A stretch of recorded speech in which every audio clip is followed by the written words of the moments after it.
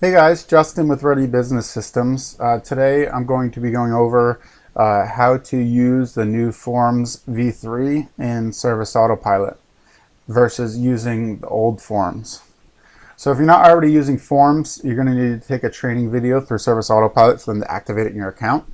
To get to the screen, you're going to go to Marketing Forms. If you don't see this option available, again, it's not activated in your account. So Marketing Forms is going to bring you here. This is the old view. Then you're going to click here to activate the new view. Try it out now. All right, and I don't know how long they're going to keep the old view available for, the old forms, probably for a while, but eventually I'm sure their plan is to phase it out. So back to the old view. So I'm going to go through each and show you how you kind of translate the old forms into the new forms. So this is the old forms layout, as I said. So what you're going to do is click Add Form, and it brings you to this screen. They have pre-built forms in here where you can select the templates, and I'll show you how that works in version 3. So in version 3, we're going to click Add Form. They have the templates built in here. It works a lot nicer. Pre-built templates. You can also use a blank form here. So in version 3, they're going to give you templates up front versus the original version. They're not going to give you templates. They're going to start you with a blank template. For this example, I'm going to go over a blank form. So you obviously name your form here. It's going to bring up this blank template, which is equivalent to this one that you have here. So a big difference in this, the first version versus v3, is that there's not multiple steps that you can do. You can't set up steps, which is a really nice feature. So for example, you can ask someone, in the new version forms, you can ask someone if they want a fertilizing program. If they say yes, then you can ask which ones do they want. Whereas in the old version, you couldn't do that. They would just select fertilizing program. You have a big list. So basically, you can make your forms customized and shorter depending on what services that client wants. They don't have to see unnecessary information. So we're going to start out a form here. Excuse me, and I'll actually use that example of the fertilizing program. So what we can do is add a header here. We can add name, address, postal code. So we have it all here. And here's the pages down here. So page 1, you can rename them up here, which you're going to want to do. So this is going to be like contact information. Name, address, we have here. And then to add a step, we're going to click here. So this is going to be the second page of the form. Again, on the old Service Autopilot forms, there is no way to do steps. So here, on the old version, you do add field, you can do name, address. This is the equivalent of what we have here. And you can't add another step here, so it would have to be all on one page. And you'll see the benefit of this as I go through. So we're on page 2. We're going to name this page 2. Would you like, or let's just say FERT program, so it's shorter. All right, so FERT program, contact information. You can toggle back and forth here. FERT program, we're going to add a field. We're going to say, we're going to do multiple choice. We'll just do a drop down. How about that? So you click that. You can see edit. We're going to add all the options here. You can make it required. And we're going to make 2 options here. We're going to delete this one. We're going to just do yes or no. All right. So when they go through this form, they're going to fill this out. It's then going to bring them to this screen, which is going to select yes or no. I'm going to get into more details in a minute. And then we're going to add another page. And this one we're going to call FERT program options. I'll just call it options. And I'm actually going to create one more page. We'll go back to options, and I'm going to name this one thank you. And on this page, I'm simply going to add something here that says thank you for your time. Thank you for your time. You will receive a quote shortly. All right. So we're back to the options on the fertilization program. We'll do another drop down, let's say here, drop down, and here we're going to say program 1, program 2, program 3. So these are going to be their options in the drop down. So the idea here with this form that I'm creating is if they hit no, they don't want a fertilization program, it's going to skip this step. Obviously, you could ask more steps here. You'd add more steps to say, are you interested in lawn mowing, etc. So depending on what they select, you can then skip these steps down here. So I'm going to show you how to do that right now. And again, this is not an option in the old forms. So in this drop down, we're going to say rules. So it's not going to go to the next page because we're going to set rules based on this. So we're going to say add rule. And again, I'm not showing you the old forms because this is not an option. So if it matches yes, I'm going to move this out of the way for you.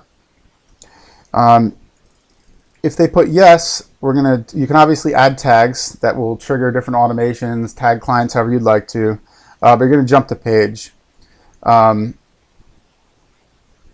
it's going to be options because you want to see the options. We're going to add another action, or excuse me, we're going to add another rule. So you could add both a tag and that would be another option could be adding a tag. Another action, excuse me, could be adding a tag. I know this is a lot. We'll create a webinar down the road that will go into this in more detail. So the second rule, we're going to say exactly matches no. So if they don't want it, we're going to go to page, sorry, we're going to jump to page, thank you.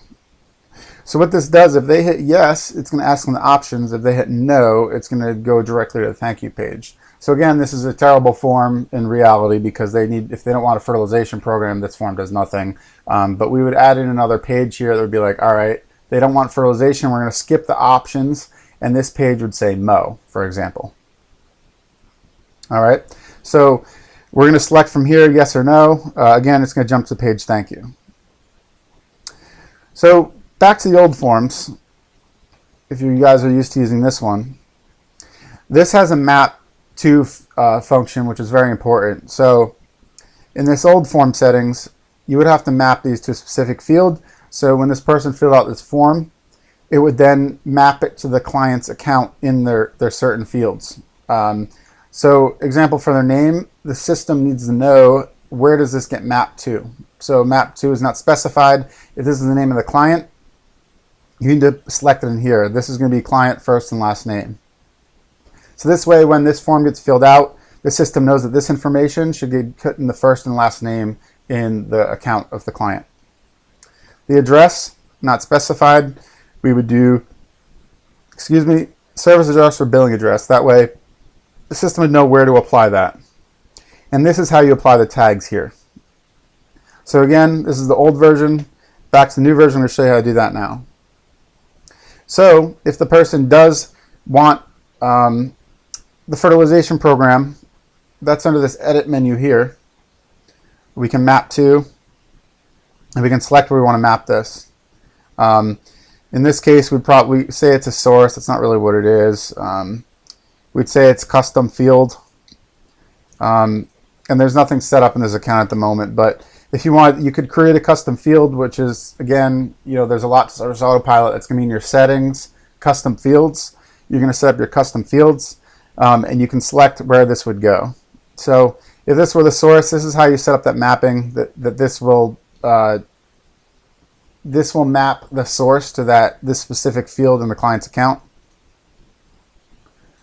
So that's how you do the mapping in version 3. But as you can see, it also updates it. It's smart, so it knows what options you have. Whereas before, if you selected source, you would have to specifically add the lists. So we do the map to here. I would do source. As you can see in the old version, you have to manually add in these sources here. Whereas in the new version, it knows what's in those fields listed for your source. It pulls it from the system. So much, much better.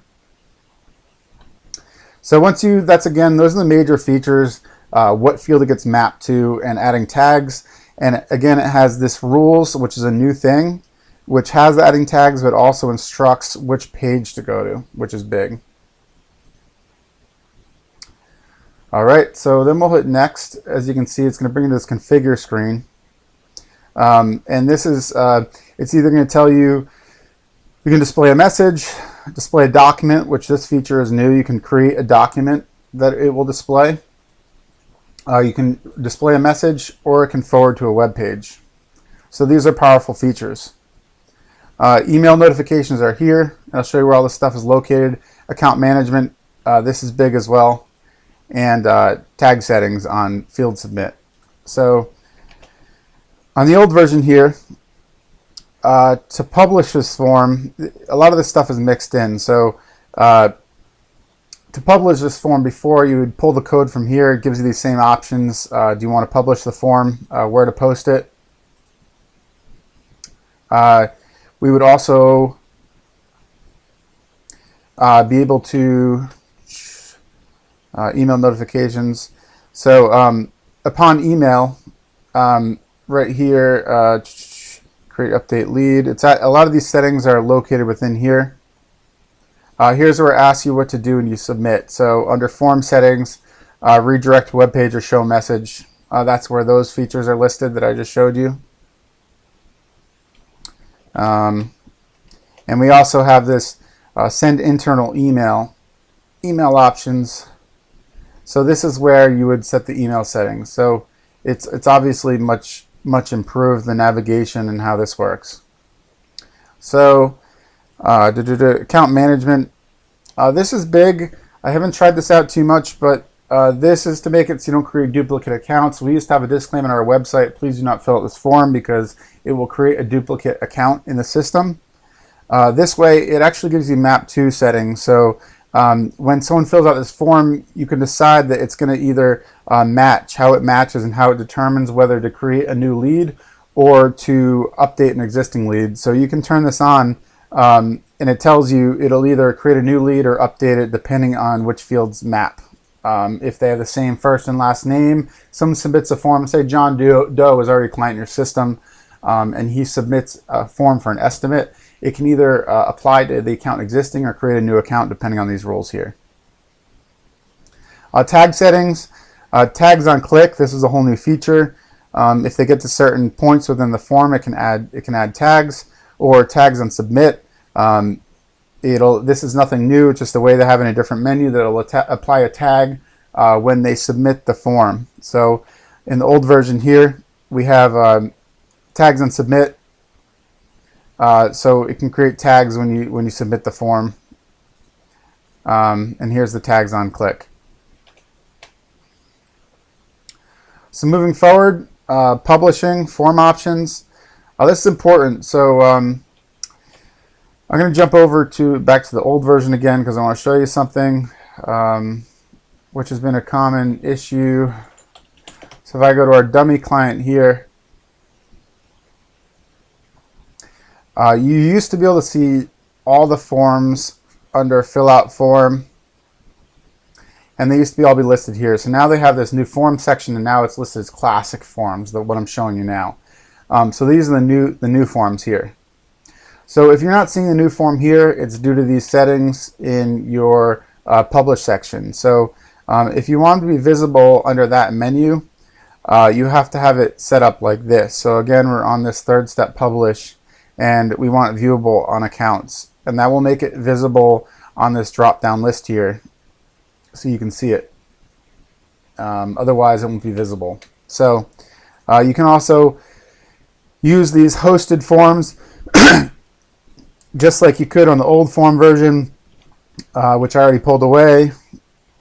But these hosted forms, you can either display it on your website or get the code just like you would on the publish option on the old forms. I'll actually pull it up so I can show you. Marketing forms. So all these options used to be listed over here under this publish button. So this will tell you embed. It gives you all these different options here to pull the code.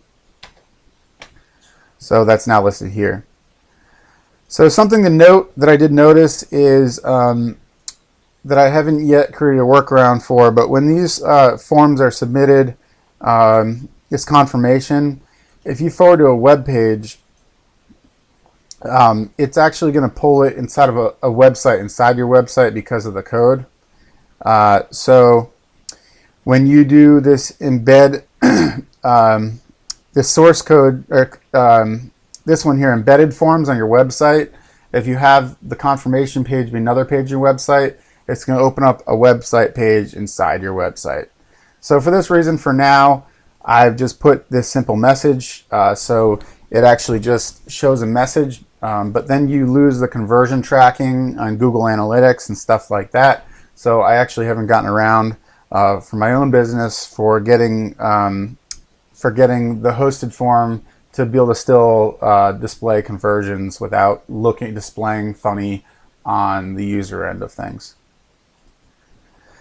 So that's the forms. Again, displaying on mobile, etc. All these settings are available on the old forms. They're all inside these form options. So when you're looking for show on mobile, show on mobile. So this checkbox here, as you can see, all these settings are now found inside here on the mobile section here. So that's new forms versus old forms. Any questions, comments, post them below. Check out the website, readybusinesssystems.com. Catch you guys next time.